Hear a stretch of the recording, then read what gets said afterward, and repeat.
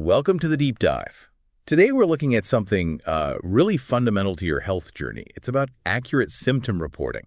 Yeah, how you talk about what you're feeling. It sounds simple, but it's incredibly powerful. Exactly. It puts you, the listener, right in the driver's seat. Yeah. It helps you become, a more informed participant in your own care. Absolutely. And we've gone through quite a bit of material for this one. We looked at guidelines from big players like Joint Commission International, national bodies like NABH in India. Okay. Insights from consultants like Supremedic, platforms like HospiMatch, even some really down-to-earth stuff from health blogs and podcasts. A real mix then. A real mix. And our mission, really, is to pull out the core reasons why describing your symptoms clearly is so vital, and importantly, how you can get better at it. Because really, when you first talk to a doctor or nurse, what you say about your symptoms, that's often the starting gun. It really is. It's the first clue they have. It shapes everything that comes next, the diagnosis, the treatment plan. The whole path to feeling better. So let's dive in.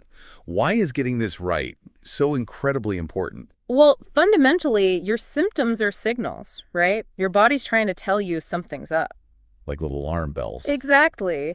And like any communication, if the message isn't clear, it's hard to understand. Vague symptom reporting. That can lead to delays, or worse, an incorrect diagnosis. Right. I think we saw an example in one of the sources, maybe the Lifelines podcast, about chest pain. Yes. Chest pain is a perfect example. It could be simple acid reflux, or it could be something really serious like a heart attack. Huge difference. Huge. And it's the specifics that help the doctor figure it out. Is it sharp, dull, pressure? Where exactly is it? Does it spread? What were you doing when it started? So just saying, my chest hurts a bit, isn't really enough. Not really. Those details, those nuances, multiple sources hammered this home. They help the doctor grasp the real nature of the problem and, crucially, how severe it might be. Okay, so it's step one, figuring out what's wrong. But it doesn't stop there, does it? It flows right into treatment. Flows directly into treatment. If you report accurately, it helps your healthcare team choose the best course of action. Like the right medication. Or therapy. Precisely. Or knowing if you need to see a specialist. Think about, say, a fever. Just, I have a fever isn't super helpful, but I have a high fever, a really bad cough, and I suddenly can't smell or taste anything. Ah, okay, that points towards something more specific. Exactly. It paints a much clearer picture, leading to more targeted, effective treatment. And as several sources noted, these tailored plans, they're the ones that get the best results, the best outcomes. So being fuzzy on the details could actually mean you don't get the most effective help, or it takes longer. It certainly could. And, there's another benefit to being clear. It can actually help you avoid unnecessary stuff. Unnecessary tests and procedures. Okay, now you've got my attention. Tell me more about that. Well, think about it. If you're vague, I just feel generally unwell, the doctor might need to cast a wider net, diagnostically speaking. Run more tests to rule things out. Exactly. It becomes a process of elimination. But if you give a really detailed account, I've had this specific pain here, it started then, it feels like this, you help them focus. You help them hone in on the most likely culprits much faster. Which saves time. Saves time, saves money, and saves you the potential stress and discomfort of tests you might not have needed. Yeah. The Lifelines podcast made this point really clearly. Being specific helps doctors avoid that kind of shotgun approach. That makes total sense. Streamlines everything. And I imagine it probably helps your relationship with your doctor, too. Oh, definitely. Good, clear reporting builds trust. It fosters much better communication. Shows you're engaged, maybe. Exactly. It shows you're paying attention and you're an active participant. It ensures everyone's on the same page. And that collaborative feeling, which quite a few sources mentioned, is just fundamental to good healthcare. Right. Plus, think long term. As the Lifelines podcast mentioned, good notes based on your clear reporting make future visits more productive. Your doctor can spot patterns or track changes much more easily. So you're building a better health story over time, in a way. That's a great way to put it. And stepping back even further, accurate symptom reporting isn't just about your immediate care. It actually impacts patient safety more broadly. How does that work? Well, when you give a full, honest picture, including maybe subtle things, it helps the healthcare team spot potential risks or complications earlier on.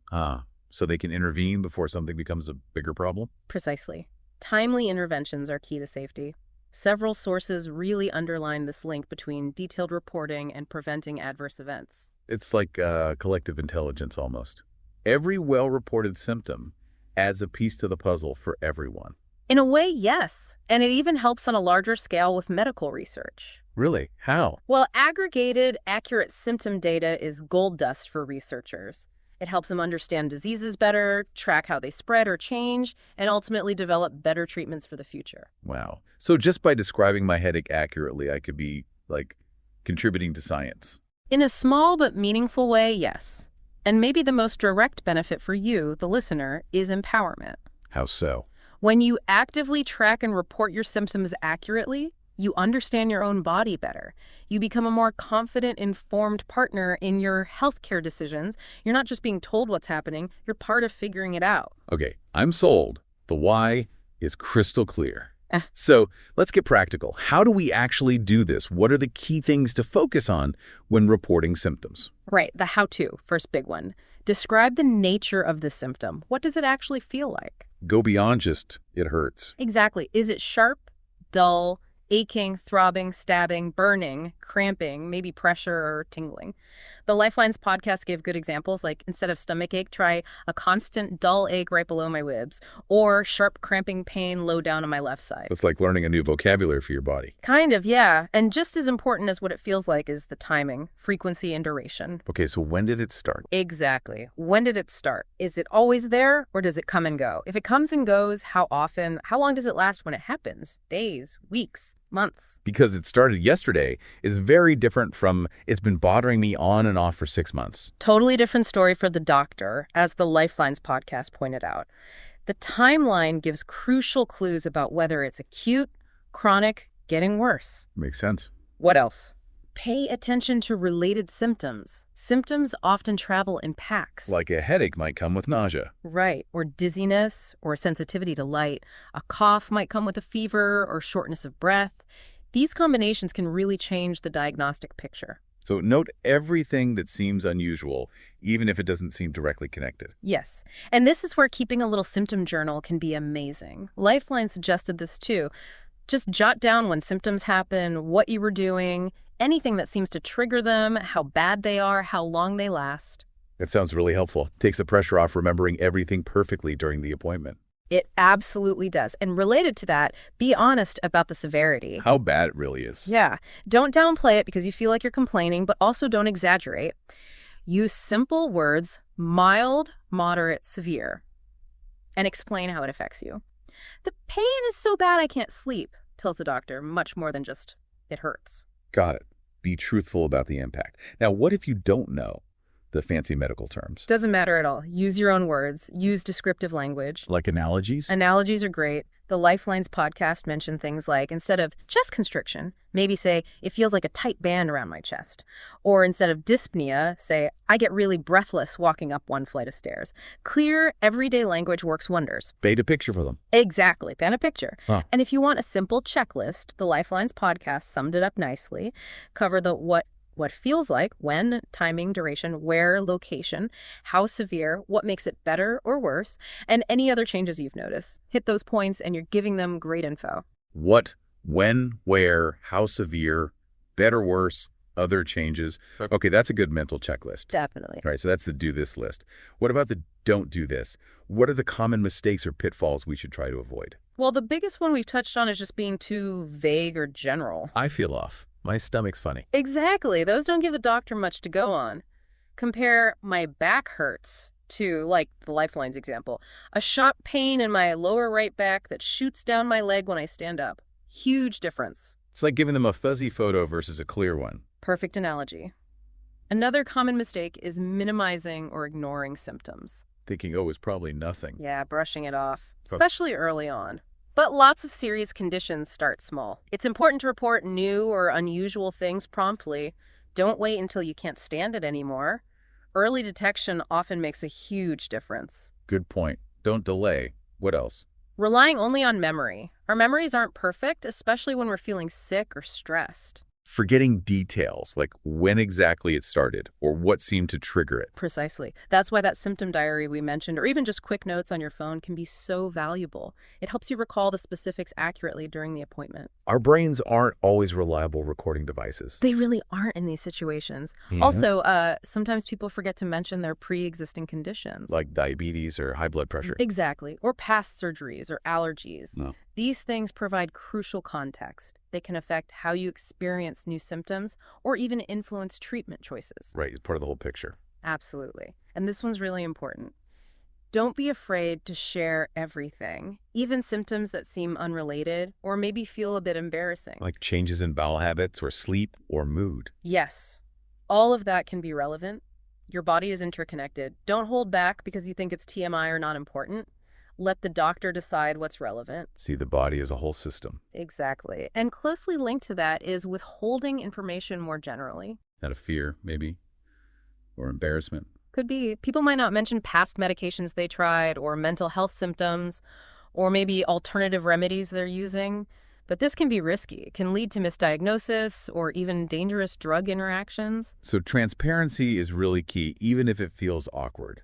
Total transparency. Another thing, masking symptoms with over-the-counter meds right before your visit. Like taking painkillers or fever reducers. Yeah. It might make you feel a bit better temporarily, but it can hide important clues the doctor needs to see. If you have taken something, always tell them what you took and when.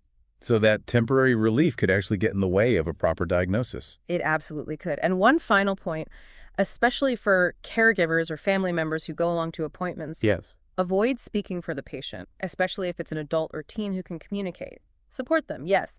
Help them remember details, sure. But let them describe their own feelings in their own words as much as possible. Don't interrupt or talk over them. That's really important. Respect their voice and experience. Get it straight from the source. Exactly, which actually leads nicely into the role of family and caregivers more broadly, because sometimes they are the primary reporters. Right, for people who can't easily communicate for themselves, like young kids or maybe older adults with dementia. Precisely. Or someone who's just too unwell to speak clearly. In those cases, the caregiver's observations are absolutely crucial. So they need to be extra observant. Extra observant. Paying attention to subtle shifts. For older adults, maybe changes in appetite, mobility, confusion levels, sleep patterns, just changes from their baseline behavior. And for little kids, babies. For babies and toddlers, look for changes in crying. Is it different? More frequent? Harder to console? Changes in feeding, sleeping, how active they are? The Lifelines podcast mentioned these subtle cues can be really important indicators. So you're looking for deviations from their norm, even nonverbal ones. Exactly, and caregivers should be ready to share these observations. Help recall timelines, bring medication lists, maybe describe what they've seen the person doing or how they've been acting at home. The more info, the better. So it really is a team effort, whether we're reporting for ourselves or someone we care for. Accurate reporting is just foundational. It truly is. So just to recap the big takeaways, getting symptom reporting right leads to, well, better diagnosis, the right treatment, smoother communication, better safety. It contributes to research. And ultimately it empowers you. It makes you a real partner in your own health. And the keys to doing it well are being specifical. Nature, timing, severity, being honest, using clear language, remembering those key questions. What, when, where, how bad, better, worse, other changes. Perfect summary. And avoiding those common mistakes. Vagueness, minimizing, relying just on memory, forgetting context like other conditions, and holding back information. And for caregivers, being that observant, accurate voice is vital. Okay, so as we wrap up this deep dive, maybe a final thought for everyone listening. Try to see yourself not just as a patient, but as a key investigator alongside your doctor. Ooh, I like that. The patient as detective partner. Exactly. Your detailed, honest observations, they're the crucial clues only you can provide. The clearer those clues, the faster and more accurately your healthcare team can solve the puzzle and get you on the path to feeling better. It really reframes the interaction, doesn't it? Hopefully. Think about how this knowledge might change your next conversation with a doctor or nurse. How it can empower you to take a more active role. A powerful thought to end on. Well, that's all the time we have for this deep dive. We really hope this has been helpful. Until next time, take care of yourselves.